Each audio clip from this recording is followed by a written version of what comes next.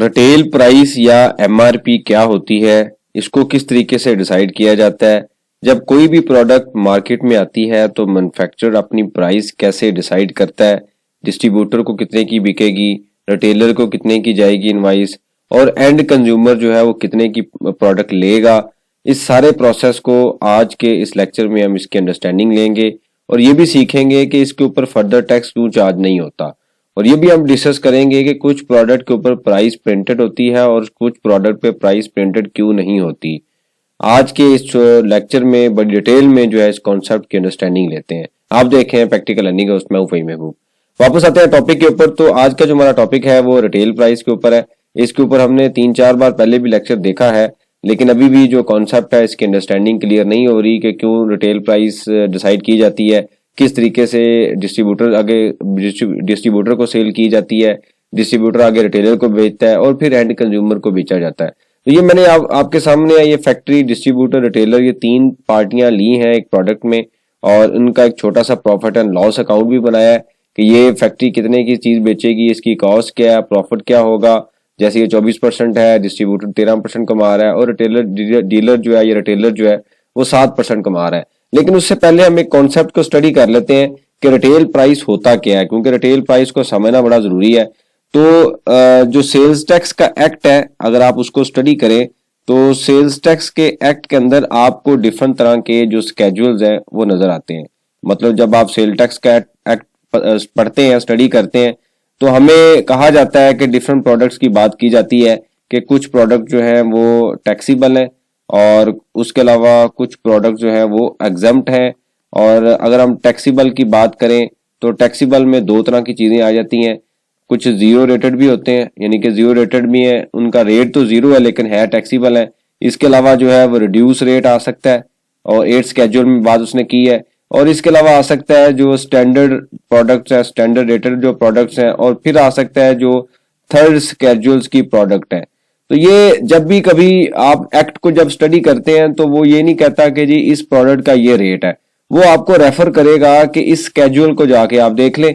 उस स्केड्यूल में उसने बताया होगा, या तो वो जीरो रेटेड होगा, जैसे जीरो रेटेड का जो स्केड्यूल है वो है 5th स्केड्यूल, यानी कि 5th स्केड्यूल के अंदर जो भी प्रोडक्ट्स हैं वो जीरो रेटेड है। इसी तरीके से जो एग्जम्प्ट का स्केड्यूल होगा वो 6 स्केड्यूल होगा। इसको याद रखने का तरीका ऐसे ही है कि एक्स आता है एग्जम्प्ट में तो 6 में भी एक्स आता है, आप इस तरीके से इसको याद रख सकते हैं। रिड्यूस रेट की उसने बात की है, तकरीबन 8 स्केड्यूल में उसने रिटेल प्राइस और रिड्यूस रेट की बात की हुई है। इसी तरीके से स्टैंडर्ड है और फिर थर्ड स्केड्यूल में उसने रिटेल प्राइस वाली जितनी भी प्रोडक्ट है उसकी बात की है। तो हमारा जो टॉपिक आज का है वो लिमिटेड है थर्ड स्केड्यूल पे, यानी कि हम डिस्कस कर रहे हैं आज के टॉपिक में जो रिटेल प्राइस है, या जिसको हम एमआरपी बोलते हैं, मैक्सिमम रिटेल प्राइस।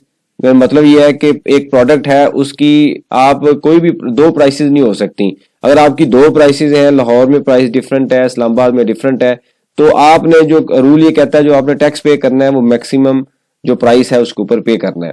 अब पहले हम इसकी एग्जांपल ले लेते हैं। इसको समझने के लिए हमें नॉर्मल सिस्टम को समझना बड़ा जरूरी है। तो हम ये कहते हैं एक पार्टी है, पार्टी ए। ये जो पार्टी है ये फैक्ट्री है, यानी कि मैन्युफैक्चरर है।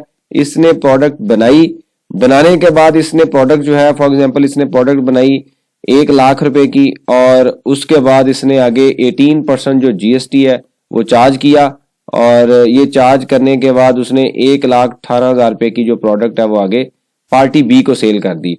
पार्टी बी जो है वो हम ये कह सकते हैं वो डिस्ट्रीब्यूटर है, इन्हीं का ही डिस्ट्रीब्यूटर है जिसने आगे रिटेलर को सेल करनी है।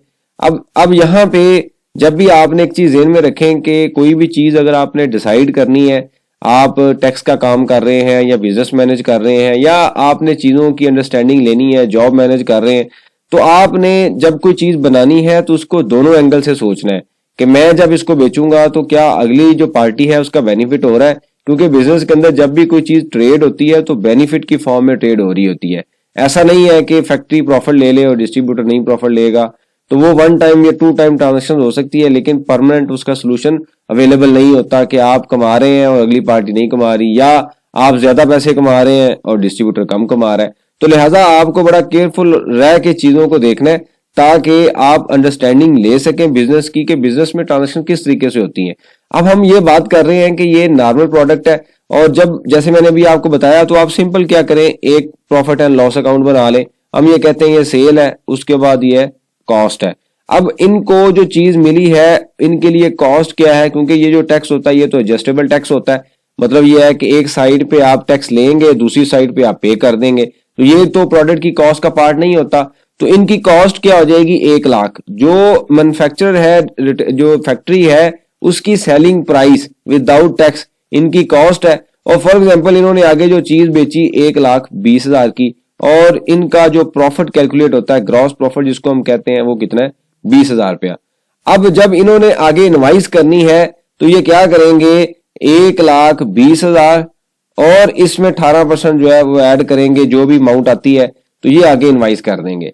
मतलब ये है कि इन्होंने जो प्रोडक्ट ली और उसके अंदर जो प्रॉफिट ऐड हुआ, हम यहाँ पे इसको कर भी लेते हैं ताकि आपकी अंडरस्टैंडिंग भी क्लियर रहे कि 1,20,000 के ऊपर आप जनाब 18% लें तो ये अमाउंट बनती है तकरीबन 21,600 रुपया। यानी कि ये जो अमाउंट है, ये टोटल अमाउंट है, इसमें से आप इसको जमा कर लें और इसमें जमा आप कर लें 1,20,000, तो ये टोटल जो इनवाइस हो जाएगी 1,41,600 की।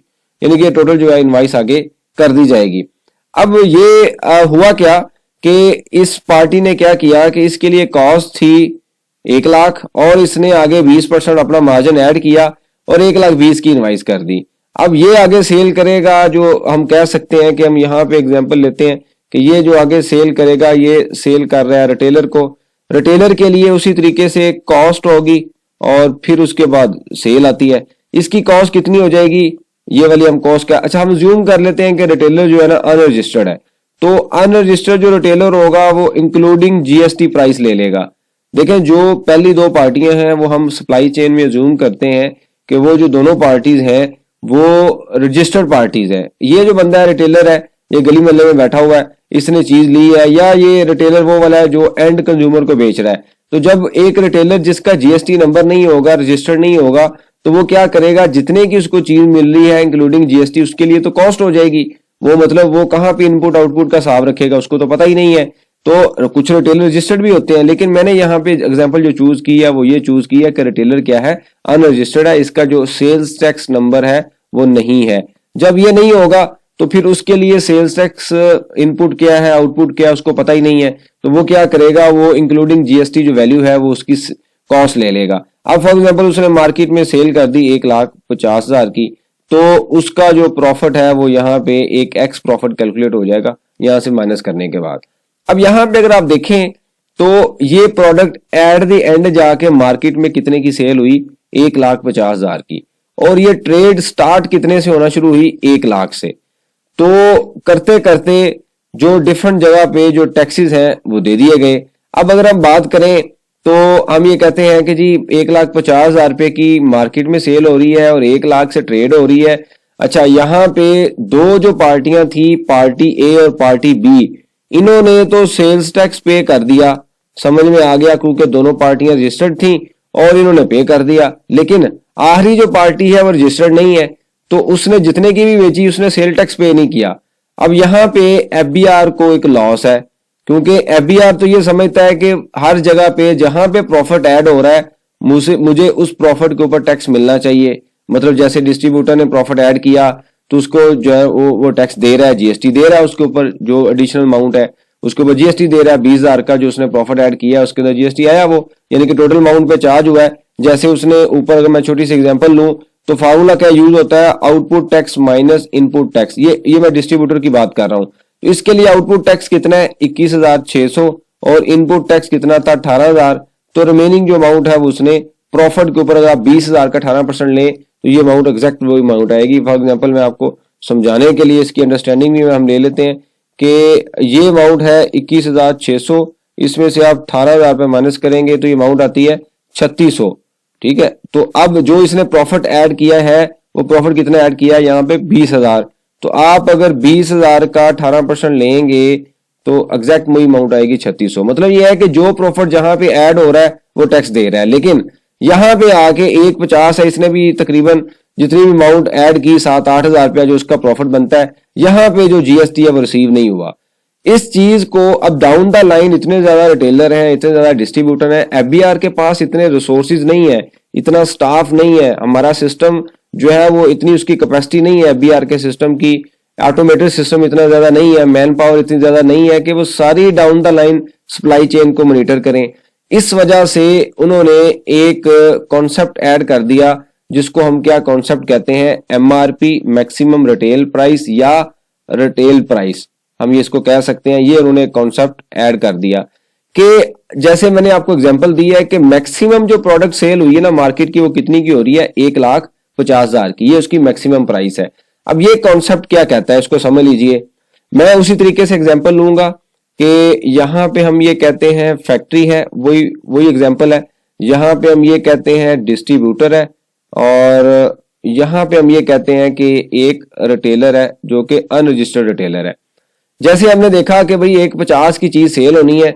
अब ये रूल ये कहता है कि जी आप इसकी जब ये फैक्ट्री ने ये चीज बनानी है, फॉर एग्जांपल ये जो हम ऊपर हमने जो बात की है प्रोडक्ट XYZ है, तो फैक्ट्री ने जब चीज बनानी है तो वो ये कहते हैं कि जी इसकी प्राइस आज ही डिसाइड कर ली जाए।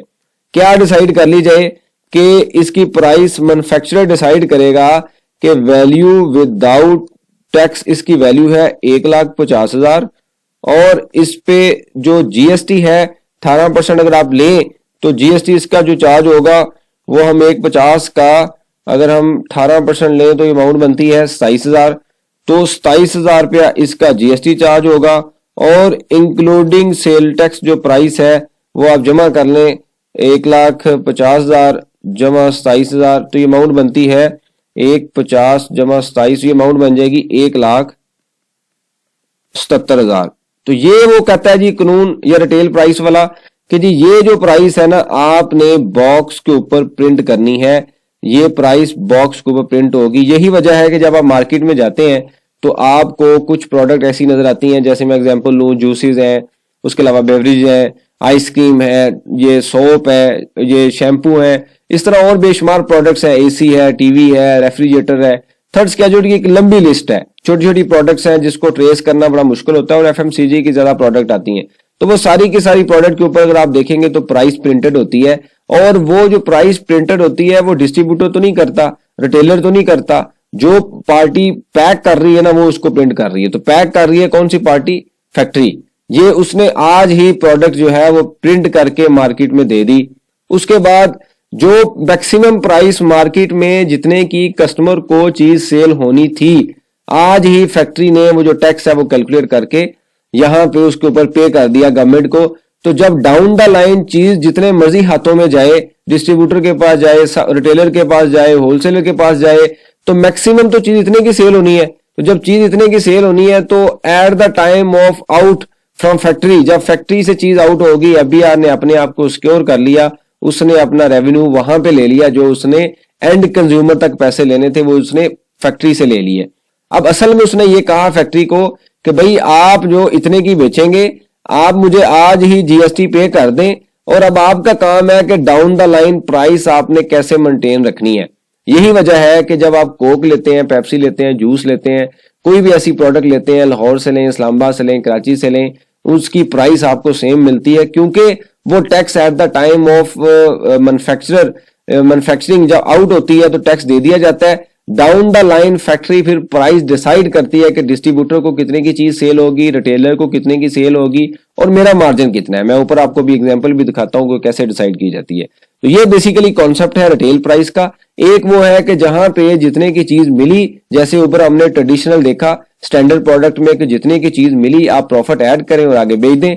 एक वो है कि गवर्नमेंट ने आज प्राइस डिसाइड कर दी कि आज जितने इसकी मैक्सिमम प्राइस पे आज ही आप टैक्स दे दें, बाद में आप जहां मर्जी बेचें टैक्स आप हमें आज ही दे दें। तो ये कॉन्सेप्ट था रिटेल प्राइस का और नॉर्मल प्रोडक्ट का। अब इसको ज़हन में रखकर आप आएंगे ऊपर एक्सेल की फाइल पे। ये जो डाटा मैंने बनाया हुआ है यहाँ पे आपको मैं थोड़ी सी ब्रीफली आपको एक्सप्लेन कर देता हूँ कि इसका क्या मतलब है।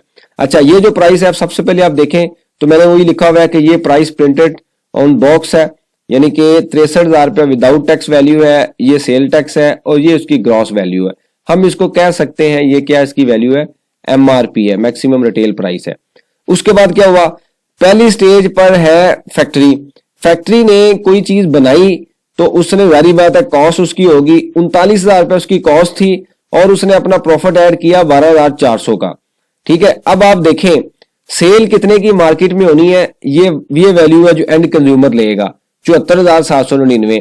ठीक है, अब 63,931 जो है इसमें से आप माइनस कर दें 24,800। पूरी सप्लाई चेन में वो ये कहता है कि जी उसने अपनी कैलकुलेशन की, उसने कहा कि जी मैक्सिमम जो प्रॉफिट मैं ऐड कर सकता हूं ना वो 24,800 है। ये प्रॉफिट कोई भी हो सकता है, ऑब्वियसली परसेंटेज के मुताबिक जो चीजें हैं वो चल रही होती हैं।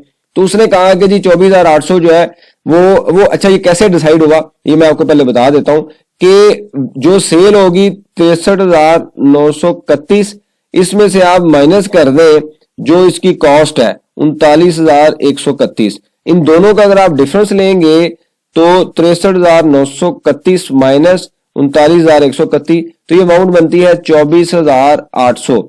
अब आप देखें तो सेल कितने की हो रही है, प्रोडक्ट सेल हो रही है इतने की, कॉस्ट उसकी कितनी है 39,000, तो 24,800 का प्रॉफिट है। ये तीन पार्टियों में डिवाइड होगा, party A factory, party B distributor, party C retailer. ये सारी प्लानिंग कौन कर रहा है? आज जब प्रोडक्ट बढ़ रही है ना तो ये मैन्युफैक्चरर प्लानिंग कर रहा है कि मैंने 24,800 कैसे डिवाइड करना है।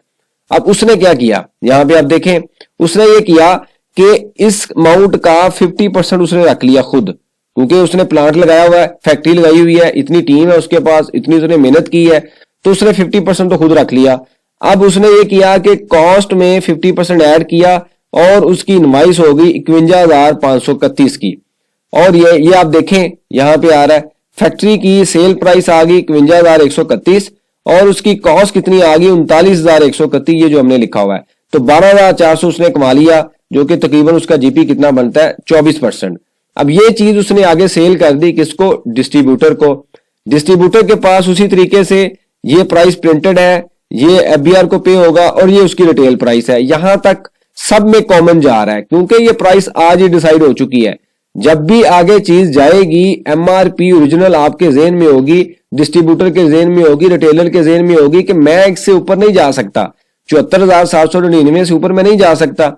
अब इसके पास जो प्रॉफिट अवेलेबल है 24,800 में से 12,400 तो इन्होंने रख लिया, बाकी फिगर बनती है 12,400। अब इसने क्या किया कि इसके लिए ये जो प्राइस है 51,531, ये यहां पे फैक्ट्री की सेल प्राइस डिस्ट्रीब्यूटर की कॉस्ट हो जाएगी। ठीक है, यहां पे उसी तरीके से मैंने लिख दिया कॉस्ट है। अब इसके पास टोटल मार्जिन कितना है 12,400, इसमें से कुछ मार्जिन उसने रिटेलर को दे दिया। उसने कहा जी इसमें से ना 49,60 जो मार्जिन है मैं रिटेलर को दे देता हूं, बाकी कुछ मैं खुद रख लेता हूं। तो यहां पे अगर आप देखें तो उसने क्या किया 58,931 रुपए की उसने सेल की, कॉस्ट आ गई 51,531 और उसका जो प्रॉफिट आता है वो 744 यानी कि 74,40 आता है। ये कैसे आया, 12,400 में से आप माइनस कर दें जो मार्जिन उसने आगे ट्रांसफर किया है, तो इन दोनों का जो डिफरेंस होगा 74,40 होगा, मतलब 13% इसने खुद रख लिया। और अब जब जाएगी चीज तीसरी पार्टी के पास जो कि क्या है, डीलर हो सकता है या डिस्ट्रीब्यूटर हो सकता है, ये प्राइस फिर यहां पे कॉमन है क्योंकि ये प्राइस है इतने की तो बेचनी है। ये बंदा हम अज्यूम करते हैं कि ये अनरजिस्टर्ड है। अब यहां पे आके वो देखेगा, यही वजह है कि जब आप मार्केट में जाते हैं तो आप जाकर कोई मेडिसिन लेते हैं, कोई प्रोडक्ट लेते हैं, तो आप ऊपर प्राइस प्रिंटेड देखते हैं, तो मैक्सिमम वो बंदा आपको कितने की सेल कर रहा होता है उसी प्राइस के ऊपर या उससे थोड़ा सा कम। सम टाइम आपको वो डिस्काउंट दे देता है कि अगर प्राइस प्रिंटेड है 74,799 तो वो आपको कहता है ठीक है मैं आपसे 1,000 रुपए कम ले लूंगा। तो वो कहां से कम करेगा, वो जो इसका ये मार्जिन है ना यहां से रिड्यूस कर रहा होता है, यहां पे आपको कुछ बेनिफिट दे रहा होता है इस मार्जिन में से, जैसे ऊपर सारे अपनी अपनी ट्रेड में एक दूसरे को बेनिफिट दे रहे हैं, मतलब 24,800 को डिवाइड कर रहे हैं। तो इसी तरीके से अब यहां पे क्या हुआ कि 74 अब जब ये चूंकि जो डिस्ट्रीब्यूटर है, ये रिटेलर है, ये अनरजिस्टर्ड है, सेल टैक्स में रजिस्टर्ड नहीं है, तो इसने जो प्राइस प्रिंटेड है बॉक्स के ऊपर ये उसकी उतने की मैक्सिमम सेल कर सकता है। हम अज्यूम करते हैं कि इसने कस्टमर को कोई डिस्काउंट नहीं दिया, इसने सेल की 74,799 की और इसकी जो कॉस्ट आ जाएगी उसी तरीके से इंक्लूडिंग जीएसटी कॉस्ट आ जाएगी, मतलब इस 58,971 में अगर आप 10,000 रुपया जीएसटी भी ऐड कर लेंगे तो ये टोटल जो अमाउंट आ जाएगी, यानी कि इंक्लूडिंग जीएसटी अब ये कैलकुलेशन कर रहा है, बाकी ये जो दो पार्टियां थी ये विदाउट जीएसटी चल रही थी, क्योंकि ये सेल्स टैक्स में रजिस्टर्ड है और अपनी टैक्स रिटर्न प्रॉपर फाइल करते हैं।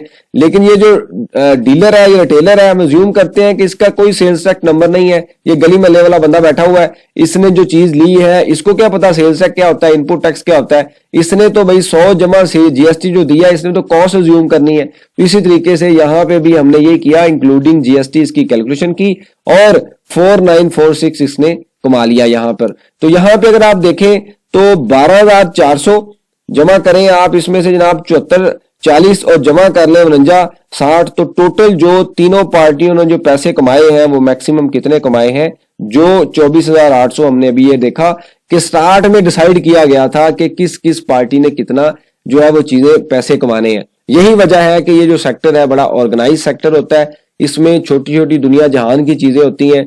अगर आप इसको नॉर्मल प्रोडक्ट जैसे हमने नीचे एग्जांपल देखी है यहां इस तरीके से लेके चले तो एफबीआर तो पागल हो जाएगा, उसको तो कभी भी टैक्स नहीं मिलेगा। इवन लोग भी पागल हो जाएंगे कि भाई इतनी ज्यादा प्रोडक्ट्स को हम कैसे डील करें।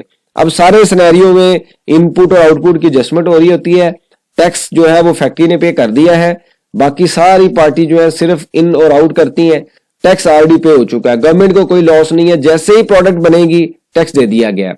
इसकी दूसरी एग्जांपल आप ऐसे ले सकते हैं, अगर आप सैलरी ले रहे हैं तो एम्प्लॉयर आपका टैक्स काट लेता है, जैसे ही आपको सैलरी ट्रांसफर होगी एट सोर्स टैक्स कट गया है, बाद में आप जहां मर्जी यूज करें एफबीआर को कोई परवाह नहीं है। सेम स्टोरी यहां पे है कि जब चीज गेट से आउट हो जाएगी जहां मर्जी वो जाए, एफबीआर ने आज उसके ऊपर टैक्स ले लिया है। उम्मीद है कि मैंने इसके ऊपर आपको काफी जो है कंसेप्चुअली कोशिश की है कि आपको एक्सप्लेन किया जाए, क्योंकि ये बड़ी कॉमन चीजें होती हैं आजकल। आपको पता है टैक्स में जब जो टैक्स है किसी भी बिजनेस में, टैक्स का जो पार्ट है वो तकरीबन अब 46% हो चुका है। ये कैसे हो चुका है कि 29% एक टैक्स आपने देना है, उसके बाद 10% मैक्सिमम सुपर टैक्स है, फिर WPPF है वो हम कह सकते हैं उसका रेट 5% है, WWF है उसका रेट 2% है। तो पूरे बिजनेस में जो आपका प्रॉफिट है उसका तकरीबन 46% तो डिफरेंट तरह के टैक्सेस में निकल रहा है। तो अगर आप टैक्स का काम कर रहे हैं, बिजनेस मैनेज कर रहे हैं या इवन कंसल्टेंसी भी दे रहे हैं, तो बिजनेस पॉइंट ऑफ व्यू से अगर आप सोचें तो हर ट्रांजैक्शन में टैक्स है और बाद में प्रॉफिट का फिर 46% आपने टैक्स देना है। तो अगर आपको ये कॉन्सेप्चुअली चीजें क्लियर ना हो और आप सही तरीके से प्राइस डिसाइड ना कर सकें, सही तरीके से प्राइस को कंट्रोल ना कर सकें, इफेक्टिव टैक्स प्लानिंग ना कर सकें, तो आप देख सकते हैं कि बिजनेस को इस तरीके से अच्छा खासा लॉस हो सकता है। यही छोटे छोटे पॉइंट्स होते हैं जो आपकी कॉस्ट को, आपकी प्राइस को मार्केट में कंपेटिटिव बनाते हैं और चीजें सेल भी होती हैं। ये डिफरेंट तरह की चीजें देखनी पड़ती हैं, बड़ी डीपली आपको स्टडी करनी पड़ती हैं। कोशिश मैं करता हूं कि आपको जो प्रैक्टिकल जो चीजें हम देख रहे होते हैं वो अगर हमें पता चले कि ये मसला है जो हम सीख रहे होते हैं, वो मेरी कोशिश होती है कि आपको आगे एक्सप्लेन किया जाए ताकि ये जो लर्निंग का प्रोसेस है कंटिन्यू रहे। बहुत शुक्रिया, जज़ाकल्लाह।